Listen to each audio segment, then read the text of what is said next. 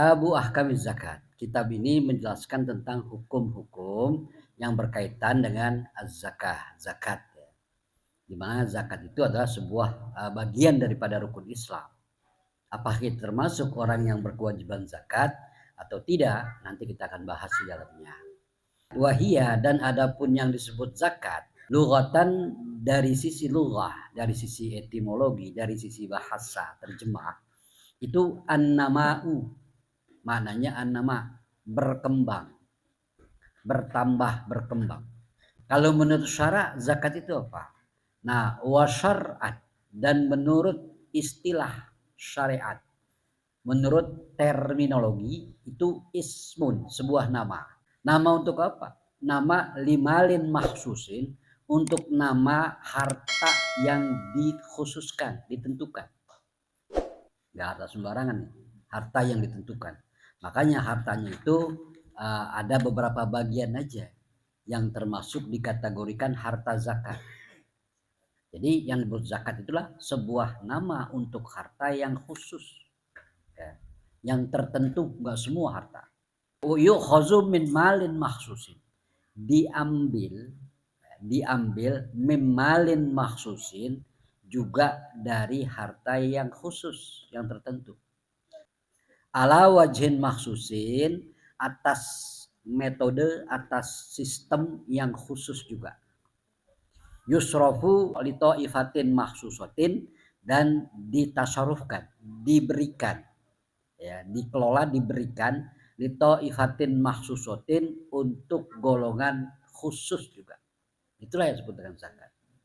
Zakat itu apa sih? Artinya zakat secara bahasa, secara umum bahasa itu ya makna ya nama, berkembang.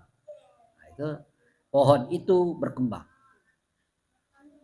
Ya. Jadi misalnya asy-syajaratu az-zakah. Ya, gitu kan. Pohon yang berkembang. Nah, itu seperti itu. Nah, kalau dalam istilah syariat ya hukum ya lain lagi.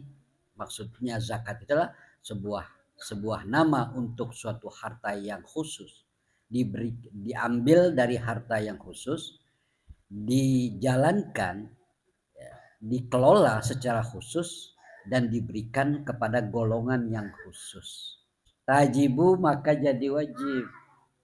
Apa yang wajib nih? Az-zakatu, oleh membayar zakat. Tajibu zakatu, zakat jadi wajib fi khamsati asya'a, pada 5 perkara. Jadi ada 5 macam barang tuh yang dikategorikan sebagai barang-barang zakat.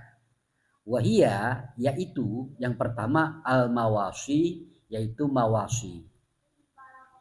Mawasi itu hewan ternak. Walau abbaro bin na'mi lakana aula.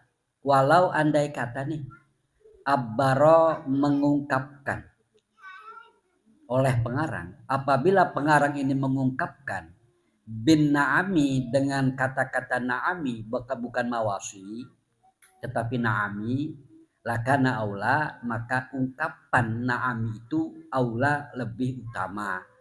Al-mawasi itu artinya hewan ternak, an-na'ami juga hewan ternak, tetapi al-mawasi itu lebih luas dan lebih umum maknanya. Tetapi kalau an-na'ami itu lebih khusus gitu kan, lebih khusus hewan ternak. Al-mawasi itu juga di dalamnya termasuk bebek, ya, ayam gitu.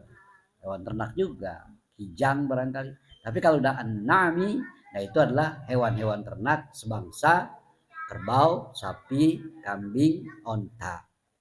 Kata Abu Qasim Al-Ghazi, andai kata penulis pertama itu menulis bukan dengan lafaz atau kalimat mawasi tetapi na'ami, itu lebih afdal, lebih aula. Kenapa tuh? Li'anna akhossu, karena sesungguhnya an-na'am itu akhossu, lebih khusus, minal mawasi, daripada kata-kata mawasi. Wal kalamu, dan adapun pembicaraan, artinya pembahasan. Guna di sini nih, di bab ini itu fil akhossi, membahas sesuatu yang khusus, yaitu masalah zakat ternak. Ternaknya pun khusus, ya, yang bisa dikatakan barang zakat. Kemudian yang kedua apa? Tadi katanya barang zakat ada 5. Yang kedua apa? Wal asmanu, Wa urida biha, yang dimaksud dengan asman itu adalah az-zahabu wal fiddatu, yaitu emas dan perak. Yang namanya emas dan perak selama dunia ini ada, emas dan perak tetap ada dan jadi barang berharga. Kenapa? Karena bagian daripada barang bakal zakat dan menjadi istimewa terus. Wazuru, dan pertanian. Wa urida biha, dan yang dimaksud dengan azur itu al akwat, makanan pokok, barang makanan apanya, tumbuh-tumbuhan yang bersifat pokok seperti beras, gandum. Kemudian yang berikutnya apalagi nih, wasimaru, dan buah-buahan. Tapi nanti buah-buahan di sini yang dimaksud barang zakat cuma dua, yaitu anggur dan kurma. Selain daripada itu tidak. Anggur dan kurma walaupun sulit ditanam, hanya tertentu saja, di tanah-tanah tertentu saja. Apakah kurma ada di Indonesia? Nggak ada. Di Malaysia nggak ada. Di Afrika, di Arab menurut ada. Walaupun kurma dan anggur itu susah untuk hidup pada daerah-daerah tertentu, dan tidak semua orang bisa menanam anggur dan kurma. Tapi yang namanya anggur dan kurma tidak pernah sirna di muka bumi ini. Itu berarti kan di situ Allah Subhanahu wa taala menyiapkan sudah. Allah memberikan satu perintah, hukum dan ketetapan, berarti juga Allah mempunyai kemudahan untuk dikembangkan. Nah, jadi kan sinkron. Allah mewajibkan ini sebagai barang zakat dan Allah tidak menyulitkan untuk berkembang. Kemudian yang dijadikan barang zakat itu wa urudut tijarah, barang-barang dagangan. Selama dunia ini ada, selama kehidupan ini ada, pasti barang dagangan pun juga turut ada, menyertai kehidupan manusia. Kapan barang dagangan itu habis? Kalau dunia dan kehidupan telah habis. Makanya barang dagangan dijadikan bagian daripada barang zakat. Wasayati kullum minal khomsati mufassalan.